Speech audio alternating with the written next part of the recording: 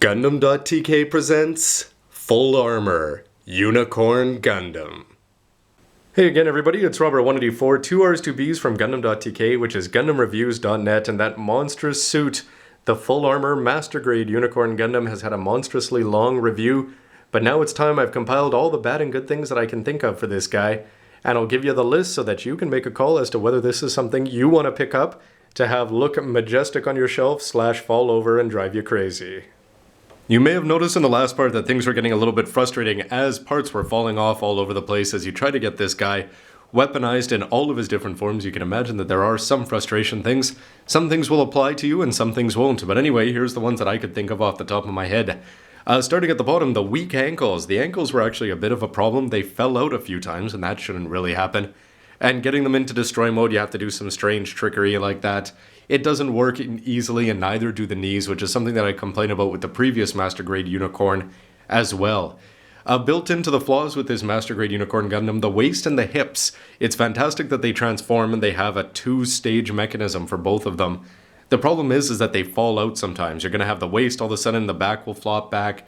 The legs will all of a sudden go loose and just sort of hang like rag dolls. Then you know that you're going to have to go and put the hips back in. The problem is you can imagine right now with all of this stuff strapped onto the back that there's absolutely nothing you can do to take care of that problem easily. If you're just talking about him in unicorn mode, yeah, it's easy to fix, but here, it's certainly not, and not something that you want to have to deal with. The shoulders, when I was taking it, I heard the ugly sound when I bent the shoulders forward up here. I'm not sure if you're supposed to hear that. It was one of the uglier sounds, so anyway, I did it with the one shoulder, didn't do it with the other. Maybe you can tell me with a comment down below. But getting into the various versions, what about including a couple simple plates? You can give us the options of putting in Vulcans for this. This is from the novel. In the novel, I suppose the Unicorn Gundam didn't have Vulcans. In the OVA, it does. It would be cool, considering in the OVA version that we had the option to have it again here. And it would have been a real plus to have the V-fin improvement option. When it's in destroy mode like this and the V-fin is open, I'm happy with the way it looks, but when it's folded up in unicorn mode, it's not necessarily the best. They are going to give you another option here, which is just tucked away in a Ziploc for me. But anyway, a flat open one that stayed open all the time. Basically, all the things that they did with the OVA version would have been nice if they gave you the option to have them here as well. Getting into some of the weapons, the bazookas, they were falling from the hand all the time, especially with the weight. They're not going to give you enough shield connectors, so if you wanted to put a shield on either arm without using the Gatling guns, that's not going to work, and they don't even tell you to use the one properly. Now, before I used the lawn furniture, I thought this was going to be a great form of support for this heavy suit, and in fact, they do nothing. Very similar to the goggles. They're going to sit in there if you get them at the exact right angle, but they don't have a big enough base, and they're just not lined up properly. There is nothing that they can click into, which is somewhat disappointing considering that these are set at a very fixed angle. They could have designed something to fit in the back, and instead, they didn't, and it's a big disappointment unless you get it up aerial. For the beam javelin, what do you think of it? For me, I think it's too skinny. The details that are built into it, it's got fantastic gimmicks and all that, but it doesn't look very good. And it's also not long enough to just have him standing in a 90 degree with his arm bent, elbow at 90 degrees, and just having that stabbing into the ground. You just can't do that because it's not long enough, ironically, considering that it towers over the 00 Gundam, which is a little bit disappointing. Biggest issues, though, are just going to come from the weight issues. The weapons in the arms do not work. You're not going to be able to do much more than this because with all of these weapons attached on, they're just going to collapse. When you combine that with the transformation being annoying, this is something I've complained about before. I'm talking for the feet specifically, the knees, the shoulders popping off, things like that. If you transform this guy a lot, I'm sure you'd get used to it. But with the transformation being annoying and parts falling off and weapons falling off, when you're trying to put on 50 million, you expect a few to fall off, but there shouldn't be armor parts and legs falling off and ankles falling off. That just shouldn't happen on a kit that's been done many, many times by now. But my big complaint applies to the manual of all places, just because if you've built them before, you know that there's different weapon options that you can do, putting the beam magnums on the back of the forearms, things like that. And by the way, the forearms don't really work well because you have to pop them out, and when you pop them out and they're supporting all this weight, that doesn't work in the best case. However, they're not going to tell you how to do things like cut the eye parts off. You can't trust the X's in the manual. If you throw out all the parts that they tell you to throw out, you wouldn't be able to attach a shield onto this in unicorn mode or destroy mode, only in full armor mode, which is really disappointing. You'd be throwing away an extra ammo pack that you could hand down.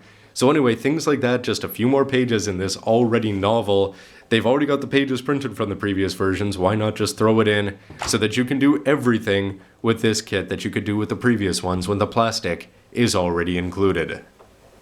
So are there more complaints? Probably, but let's move on to the base jabber before getting in to the good stuff.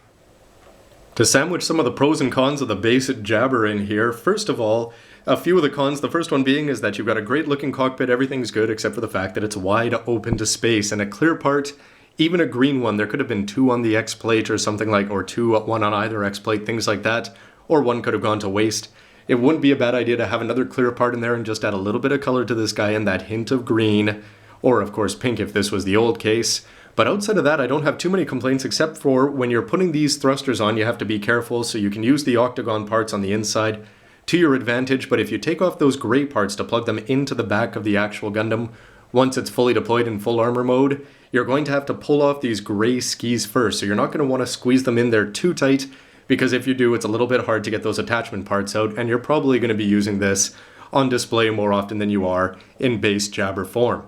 But onto the positives, I gotta give this thing full props just because these thrusters are a little bit ridiculous, and if there's anything that you're not going to display in full armor mode, I think it's going to be them. And so by having the base jabber here, you can have the base jabber and this. How cool would it have been to have 4 of them though? That would have been ideal, but a big waste of plastic, I suppose. But I'm just happy about this because A, it looks good. All they had to do was give you the plastic parts down there. The attachments for the knees and the feet work fantastically. They're very easy to use. No problems at all getting them in there. And it just gives you a reason to use this in unicorn mode. So for somebody like me who's got a couple of these guys kicking around, take the boosters off the full armor mode and display one of your unicorns in unicorn mode riding this and the other one full armor with his full green psycho frame exposed. And I think that's a great combination. Combine that with the details that went into the thrusters and just the fun of putting this together and the mechanical engineering, the base jabber for me is all win. I should qualify that though with yes, the thing is that it does look ridiculous. So on to the good stuff about the Gundam itself. I'm going to start with something really small, but you're going to get a few extra parts. The extra beam magnum clip is great. It's a nice hand-me-down to the regular master grade.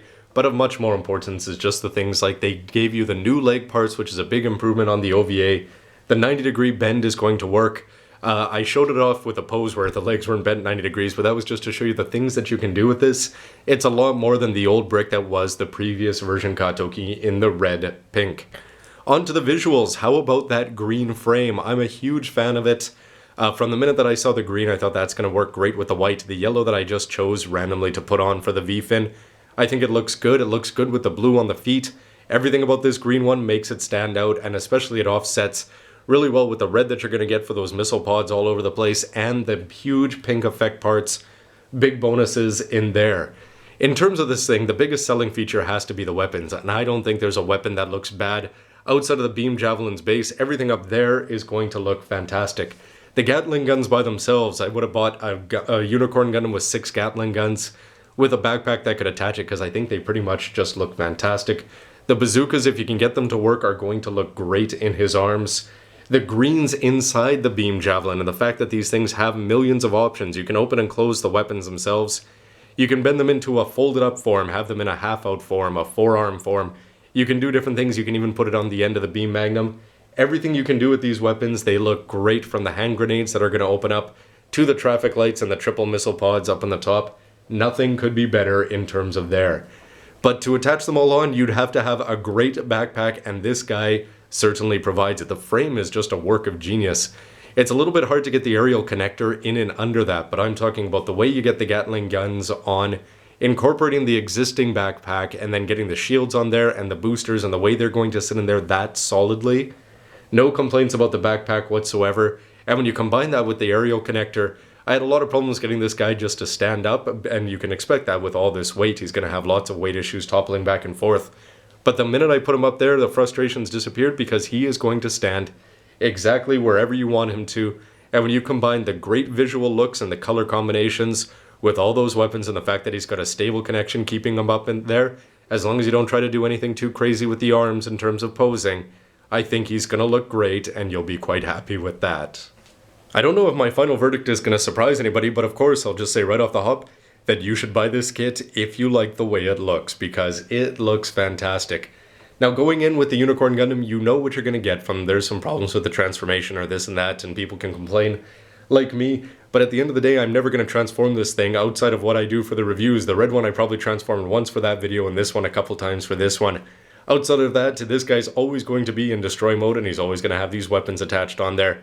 And the fact that this connecting base makes him look this good, it's a simple pose, but I don't need to change him. He's just there for the raw factor, as he's got all those weapons just showing off how much firepower he's got. I don't expect anything else from him. I don't need this guy to pose, and I don't need him to transform, because this is enough. And if you're happy enough with a guy like this just being an aerial brick and not trying to do too much with him on the ground, I think you'll be happy with him too if you like the colors of green, or if you have an old red one, just swap the weapons off and put it on the red one if that's what you prefer in terms of colors. So going in, are there lots of problems? For sure. At the end, are there lots of payoffs? Well, there's just this one big one, and if you like how it looks, I think you'll be happy with the money spent.